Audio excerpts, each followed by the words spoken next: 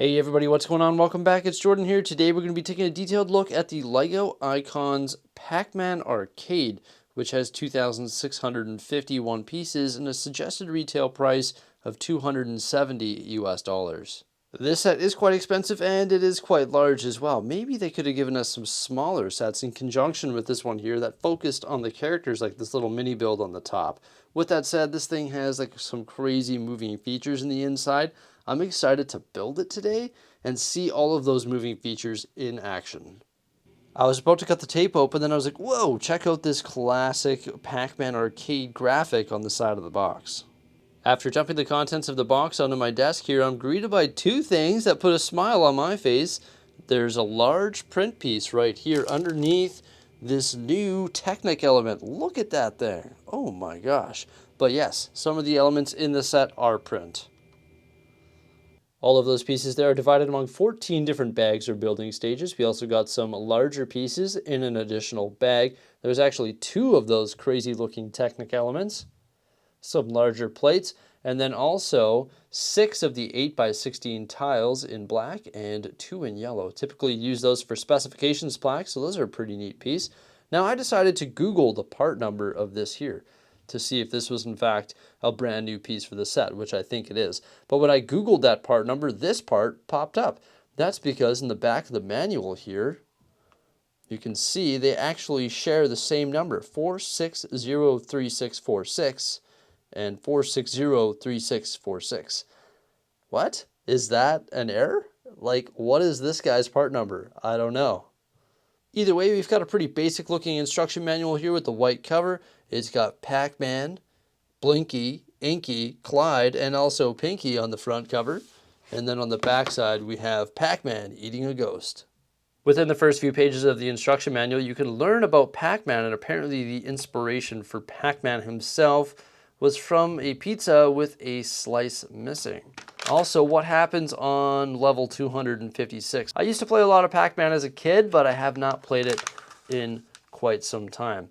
And here are the pesky ghosts, Blinky, Inky, Clyde, and also Pinky, and Pac-Man persists. The model actually looks like it is a decent size.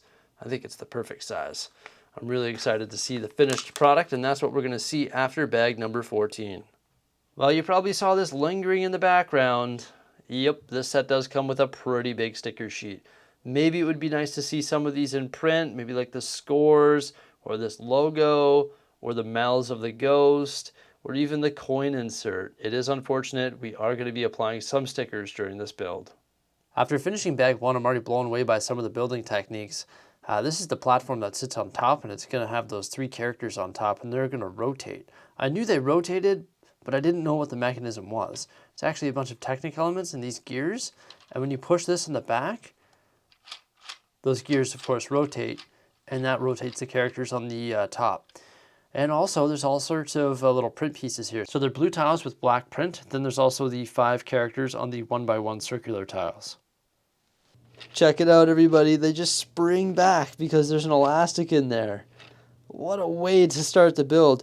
And these character builds are really nice. They use all sorts of snot bricks and brackets inside. Yeah, that was really well constructed. I will say though, once again, I wish these 2x4 tiles were printed, and there are some large gaps on the top of their heads. A couple bags later, and we've got the base of the arcade game. Applied these large stickers on these 6x6 tiles on either side of the joystick, and those rubber elements are going to give that joystick like an authentic amount of resistance. Also, the light brick has been installed. This sticker element is on a 1x2x2 clear glass element there, and when you push this button, it will light up. Overall, the construction has been extremely satisfying, and I specifically like this angle on the bottom of the arcade. It's just so clean. Starting to build up the sidewalls of the machine, there's actually all sorts of bracket work inside this brickwork. Like you can see, there's a tile mounted right there on a bracket. That was pretty neat, just the spacing of everything with the plates and the brackets. I really enjoyed building that. I just love different styles of brickwork. And now that I'm done that, I've got to cover these side panels here where you can see those red tiles and 1x2 plates with these panels. But first, I've got to apply these massive stickers, and I'm not too excited about doing that. You know what? I don't really mind applying large stickers. I find them a little bit easier than 1x2 stickers. but these definitely aren't perfect, but I think it's good enough. So I've started constructing the interior of the game using those new Technic components and a whack of Technic pins, and in fact I've already installed my first chain right there. I'm getting ready to install my second chain. I already have it built right over here with Blinky, Pinky, and Pac-Man. Now note the orientation of the chain. I built it exactly how it shows in the instruction manual, like this here, with the characters in the right order. Now, when you install this, according to the instruction manual, there is an error, in my opinion. You'll notice that they actually switch the orientation of the chain and the order of the characters. And now it goes Pac-Man, Blinky, Pinky, and look, the chain is going counterclockwise. And you can see it better in this image here. So there's no way of installing the chain like this here when you build the chain in this order. So there is an error in the instruction manual, in my opinion. Of course, these characters can move freely throughout the game, so it is truly irrelevant, and it's really easy to fix. I'm going to follow this here because that's how the box art shows it. But when you build the chain like this, it is impossible to install like this here, because if the chain is to go in that direction, well, of course, I would have to flip my chain this way, and the characters would be facing downward. So yeah, there is an error. Just wanted to point that out. Okay, more on this topic, everybody. You see these chains? I'm going to say that these chains are facing inward, right? Now take a look at the chain right there. It's facing outward. So the box art does not match the instruction manual. It is 100% an error. In order to get it installed correctly, you actually have to flip your chain, spin your characters 180 degrees, and then just make sure that Pac-Man is 22 chain links away from Pinky, and Pinky is 11 chain links away from Blinky, and Blinky is 11 chain links away from Pac-Man.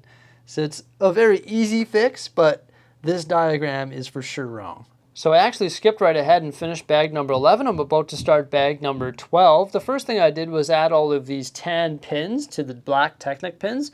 And those are, of course, all the dots that Pac-Man still needs to eat. Then I also framed the course with black bricks and also these printed tile pieces that just look so good. Before installing it, I also had to add the scoreboard up top here. You can see it says high score. That is a sticker element. It also says 1 up. And there's this gear piece on the right that I can actually rotate. And that will rotate me through the different scores, which is definitely pretty cool. But those are all sticker elements there. And then the highlight, of course, is the actual functionality of this set. If I rotate this crank on the side of the machine, that's going to power that chain that I installed in the correct orientation. And the characters are going to move through the course. Really neat functionality, that's for sure. And then you can also see Clyde in the center that are moving back and forth. On the back side, you can see the construction of it. There's a bunch of gears that connect to that crank, and that's, of course, what powers the moving function. And then up top here, you can see the score and just that basic gear element there that spins that Technic axle, and then it'll rotate through the different scores. So yeah, I'm going to finish it up here, starting with bag number 12. One of the last things that we construct is this little vignette, and it actually comes with a miniature version of the arcade, a minifigure, a bubblegum machine, a little stool there, and I'm not quite too sure what this blue and white thing is here on the end. All of those are packed onto this 6x12 plate, which is covered in very unique tiling. The little miniature arcade is built using some interesting snot techniques, and it's covered in 5 different sticker elements. The minifigure is quite nice. It comes with an exclusive torso, which has Pinky on the t-shirt, and then also a Pac-Man coat, also a little coin there. There is no arm print detailing, and there's also no print detailing on the legs. A really nice looking bubblegum machine and stool, and once again, I'm not sure what this is. Make sure you let me know in the comment section. And of course, this nice little vignette here can actually be packed away inside the arcade machine. There's a couple jumpers right there, and it's just going to rest on those dark gray tiles. And then once you put it in there, you can actually close the back with this right here, which is like the back panel. It uses all of those 8x16 tiles, and it'll attach just by latching into the bottom like this. And then you'll see a little catch right there, and that will just go right into the machine like that there and sort of close up the back. The back of the machine is yellow and black. I guess that's just the color of the original machine. I can't recall ever playing an original Pac-Man Arcade, but there we have the completed product. And we also installed the joystick here, which once again has a really nice amount of resistance. Once again, we have our light brick right there. And then also we added the top and sort of finished off the machine and these awesome print pieces right here, which actually are conjoining. And those print pieces are actually large slopes. I can actually very easily remove the top of the machine, and that was built using some plates, some large tiles, some cheese slopes, and it's nicely framed with the yellow and black slopes and plates on the side as well. And that will just go right on top there and just clip into place onto all of those studs. And you can see the builds here that are actually holding that sort of Pac-Man sign, which is built with those 3 printed slope elements. And once you put the top back on the machine, you can just take your characters, place them right on top of those nice tiles there, and they're actually locked in place by those cheese slopes and also the modified 1x4 plates on the back. So what are my thoughts on this set here? Well, I think the build of it is really cool. Like just the way the maze works and the way that the characters all move throughout that maze. You can also see that Cherry sort of dancing back and forth and Clyde moving. I just think that's such a cool function. And the way that it's built is really interesting. Of course, this set is covered in sticker elements, which, I mean, it's just something that happens with LEGO, right? Just the way that they reduce costs, I guess. That light brick, once again, is really neat. This joystick has a really good amount of like resistance to it, and it sort of springs back into position, which is really nice. And the build on the front here with the coin slot and that nice angle is rather interesting as well. Just the whole front of the machine with that angle. And then, yeah, I mean, you got some large stickers on the side there. And the way that the back pops out, I didn't show, like I put it back, but I didn't show you how it opens up. It's really easy. You just pull this right there and it just sort of latches in spot. And then you can see like all of the components in the inside, which are really well constructed. So that's really cool. And then we can pop that back on, no problem. And yeah, like who does this appeal to though, right? Like this is for sure going to be like appeal to the adults that played Pac-Man as a kid. And it's really expensive. It's $270 US. So I think it sort of applies to a niche market. I think it's really neat, but maybe they could have given us a smaller set that just focuses on the characters. Overall, I think the construction of it is amazing and it looks fantastic. It's very presentable. I like the size. I think it's going to display very well. But once again, I think it just appeals to a niche market. I'm a huge fan of it.